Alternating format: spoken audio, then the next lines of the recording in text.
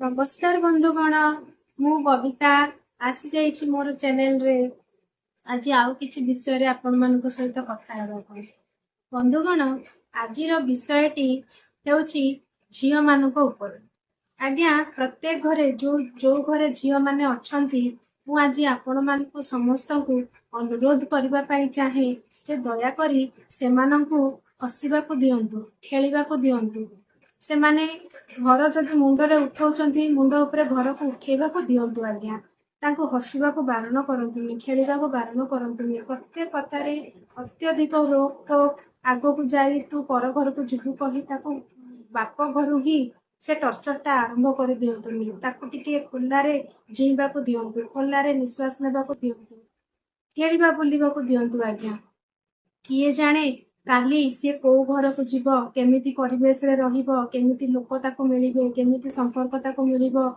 किए जाने आज्ञा किए जाने आज एई हसुतबा झियोटी हुए तो काली पत्थर पालटी जीव हस भूली जीव एई जो चकचक हे जाउची तार आखी से आखी रे आखी लुह भरी जीव किए जाने आज्ञा आपण जन्म देइछंती किंतु आपण कर्म देई नाहंती आपणको घरे जदि 3टी कि 4टी कि झियो अछंती ताहाले भी देखिबे को झीर भाग्य कौन अच्छे आपण जानी ना आपण पितामाता हिसाब रे समस्तंकर मंगल चाहिए समस्तंकर भल कामना करी आपण को जोटी भल लागिबो जोटी मो झियो भलरे रही पारिबो बोली आपण भाबुचंती आपण सेठी ही आपणको झियो को विवाह देबे किंतु आज्ञा जणा नाही आपणकर प्रेडिक्शन आ रियलिटी भितरे बेले बेले बहुत फरक रही जाइथे कारण भगवान कहिसंती जे सबु रत्न को चिन्हिबो मनीष रत्न को चिन्हिबा पाई एपर्यंत कसटी पत्र आज्ञा तैयारी हेई नाही आपण सिना उपरु कहार रूप देखिबे कहार धन देखिबे कहार चाकरी देखिबे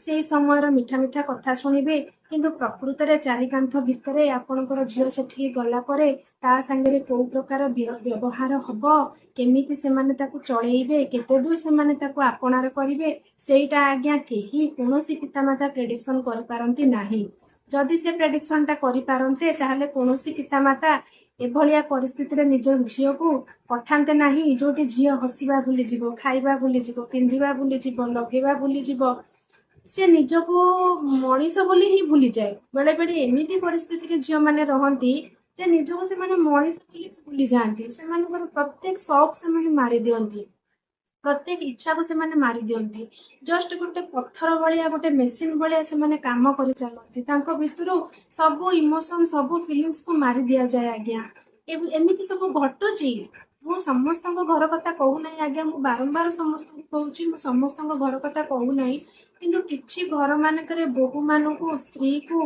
एतिकी टर्चर करा जाउची से मानसिक स्तर रे हो शारीरिक स्तर रे हो एतिकी टर्चर करा जाउची जे जो झियोटी काली हसी हसी कुदी खेली घर पटौला आज से झियोटी स्तब्ध हो जाइछि नीरव हो जाइछि हसीला भूली जाइछि सब बेले आखिरे तार आखिए लुह तार मुहरे सब बेले गोटे उदासीर छाया कहीं आज्ञा से झीटीर कौन है अचानक केमती कौन है से झीटी कहीं एमती बदली गला से आज्ञा आपण जानी ना काली सकाळु ता भाग्य कौन अच्छी तेणु जेते दिन आपण झील आपण पाखे अच्छी ताकू सबु प्रकार सुख देवा चेष्टा करंतु ता मन को बुझीबा चेष्टा करंतु ताकू हसीबा दियंतु ताकू स्वाधीनता दियंतु से किछि कहिबा चाहूची ता कथा शुणंतु आज्ञा कहीं ना केते जगार कौन हुए ना बहुत दुष्ट परिवेश रु झील जाई भलरे रहंती आउ केते जगार कौन हुए ना भल जगार जाई से माने बहुत हैरान हेइतांती ताले जी दुष्ट रु जाई भलरे रहिची ता पई तो लाइफ टी इजी हे जाए किंतु जी भल जगार जाई हैरान होउची से जगार लाइफ टा बहुत कष्ट हो जाए ताकू सेटा अडॉप्ट करबा को ताकू सेटा एक्सेप्ट करबा को बहुत समय लागि जाए से करि पारे नाही आज्ञा आपण जानिथिबे समस्तଙ୍କର से प्रकृति अछि जते बेले आमे दुख पर सुखटा को जाऊ हमको भारी भल लागे किंतु जते बेले सुख रु दुख को जाऊ आमे केही भी एक्सेप्ट करि पारुना से जिंस रे आमे कोप अप करि पारुना समय लागे से जिंस रे कोप अप करबा पय मु कहू नाही जे सुखर माने होउची गाड़ी घोड़ा घर सुना अर्थ ए सब सुखर माने नुहे आज्ञा सुख होउची ଭଲ ଗୋଟିଏ ସମ୍ପର୍କ।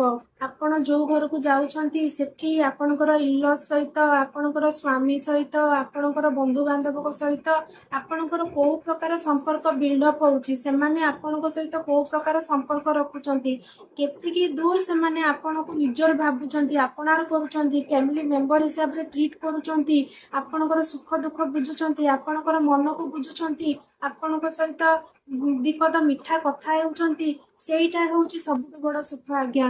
କାହିଁକି ନା ଏଠି ବଡ଼ ବଡ଼ ମହଲରେ ରହି ମଧ୍ୟ ଲକ୍ଷ ଲକ୍ଷ ଟଙ୍କା କମେଇ ମଧ୍ୟ କରୋଡ଼ କରୋଡ଼ ଟଙ୍କାର ସମ୍ପତ୍ତି ଥାଇ ମଧ୍ୟ ଘରମାନଙ୍କରେ ସ୍ତ୍ରୀମାନେ କାନ୍ଦି କାନ୍ଦି ଜୀବନ ଯାପନ କରୁଛନ୍ତି, କିନ୍ତୁ କୁଡ଼ିଆ ଘରରେ ବି ଗୋଟେ ସ୍ତ୍ରୀଟିର ହସ ଆମକୁ ଶୁଣିବାକୁ ମିଳୁଛି। କାହିଁକି ନା ସେଠି ତାର ସବୁ ସମ୍ପର୍କ ଭଲ ଅଛି ଆଜ୍ଞା। ତାହେଲେ ସବୁଠୁ ବଡ଼ ଜିନିଷ ହେଉଛି ସମ୍ପର୍କ।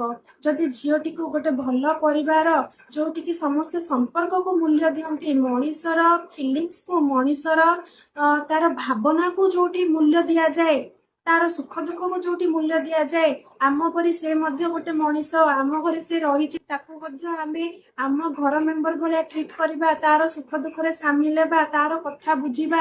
ଯଦି ଏତିକି ବୁଝିପାରିଲେ ଆଜ୍ଞା, ତାକୁ ଯଦି ନିଜର କରିପାରିଲେ, ତାହେଲେ ସେ ସ୍ଥାନରେ ଅଭାବରେ ମଧ୍ୟ ଝିଅଟି ହସି ଖେଳି ରହିଯାଏ।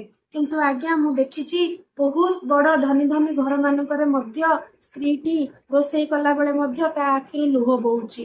ଆଜ୍ଞା କାହିଁକି ଏମିତି ହଉଛି? ଯୋଉ ଘରେ ନାରୀ କାନ୍ଦି କାନ୍ଦି ରୋଷେଇ କରୁଛି ସେ ଘରେ କେବେ ଆଜ୍ଞା ଲକ୍ଷ୍ମୀ ରହିବେ ନାହିଁ।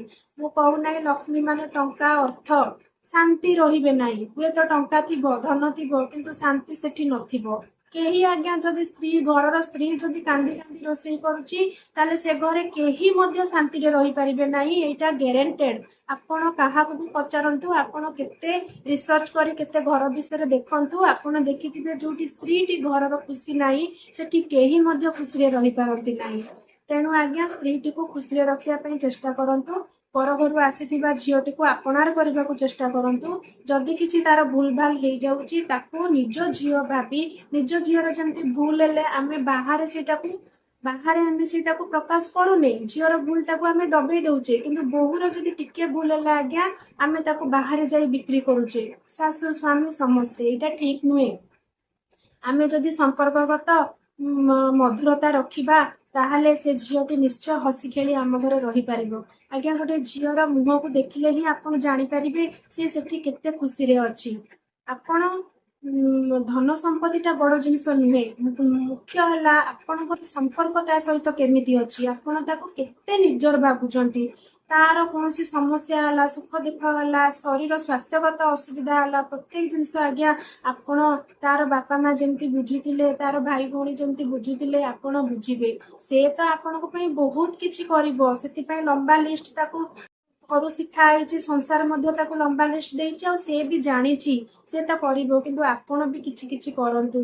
କାହା ଘରୁ ଗୋଟେ ହସନ୍ତା ଖେଳନ୍ତା ଝିଅଟିଏ ଆଣି ତାକୁ ହଠାତ୍ ମୁର୍ଦାର ବନେଇ ଦିଅନ୍ତୁ ନାହିଁ। ସେ ଏମିତି ନ ଲାଗୁ ଯେ ତାର ଜୀବନ ନାହିଁ, ତାର ହସ ହଜି ଯାଉଛି, ତାର ମୁହଁରୁ ଯୋଉ ସବୁବେଳେ ଚଳଚଞ୍ଚଳ କଥା ବାହାରୁଥିଲା ହଠାତ୍ ସିଏ ନୀରବି ଯାଉଛି। କାହିଁକି ଆଜ୍ଞା? ସେ ଝିଅଟିକୁ ଯେମିତି ଆଣିଥିଲେ ଆପଣ ସବୁବେଳେ ସେମିତି ରଖିବାକୁ ଚେଷ୍ଟା କରନ୍ତୁ। ତେଣୁ ଆଜ୍ଞା ମୁଁ ଏଠି ଝିଅର ବାପା ମା ମାନଙ୍କୁ ମଧ୍ୟ କହିବାକୁ ଚାହୁଁଛି ଯେ କାଲି ସକାଳୁ ଝିଅଟି କୋଉ ପରିବେଶକୁ ଯିବେ ତାର ଗ୍ୟାରେଣ୍ଟି ଆପଣ ଦେଇପାରିବେ ନାହିଁ, କି ମୁଁ ମଧ୍ୟ ଦେଇପାରିବି ନାହିଁ। ଆମେ କେହି ଜାଣିନାହାନ୍ତି ସେ କୋଉ ପରିବେଶକୁ ଯିବ, କେମିତି ଜାଗାରେ ରହିବ, ତା ଜୀବନରେ କଣ ଘଟିବ। ତେଣୁ ଯେତେ ଦିନ ପର୍ଯ୍ୟନ୍ତ ସେ ଆପଣଙ୍କ ପାଖରେ ଅଛି, ଆଟଲିଷ୍ଟ ସେତେ ଦିନ ପର୍ଯ୍ୟନ୍ତ ତାକୁ ସବୁ ପ୍ରକାର ସୁଖ ସୁବିଧା ଦିଆଯାଉ, ସ୍ୱାଧୀନତା ଦିଆଯାଉ, ହସିବାକୁ ଦିଆଯାଉ, ଖେଳିବାକୁ ଦିଆଯାଉ। ଯଦି ସେ ଜିଦି ଅଳି କରୁଛି, ଘର ମୁଣ୍ଡରେ ଉଠଉଛି, କରିବାକୁ ଦିଆଯାଉ ଆଜ୍ଞା। କାହିଁକି ନା କାଲି ସକାଳୁ ତା ସାଙ୍ଗରେ କଣ ହବ ଆମେ ଜାଣିନାହାନ୍ତି। ତେଣୁ ଆମ ହାତରେ ଯେତିକି ଅଛି ଆମେ ତାକୁ ସେତିକି ସୁଖ ସୁବିଧା ଦେଇ ରଖିବା। ସଂସାରର ସବୁ ଧର୍ମ କର୍ମ ନୀତି ନିୟମ କର୍ତ୍ତବ୍ୟ ଆମେ ତାକୁ ଶିଖେଇବା, କାମ ଶିଖେଇବା। ମୁଁ କହୁନି ଯେ ତାକୁ ପୁରା ଅଲିଅଳି କରି ଗଢିଦେବା, ପୁଣି ସିଏ ଆଉ କାହା ଘରକୁ ଗଲେ କିଛି କାମ କରିବନି, କିଛି ଜାଣିବନି, ସେଠି ପୁଣି ହଇରାଣ ହବ, ସେମିତି କଥା ବି ମୁଁ କହୁନି। ତାକୁ ସବୁ କିଛି ଶିଖେଇବା, କିନ୍ତୁ ତା ସ୍ୱାଧୀନତା ଆମେ ତାଠୁ ଛଡେଇବା ନାହିଁ। ତାକୁ ହସିବାକୁ ଦେବା, ତାକୁ ଖେଳିବାକୁ ଦେବା, ତାକୁ ତାର ମନର କଥାକୁ ଏକ୍ସପ୍ରେସ କରିବାକୁ ଦେବା। ଆଜ୍ଞା ଏତିକି କହି ମୁଁ ମୋର ଭିଡିଓଟିକୁ ଏଇଠି ରଖୁଛି।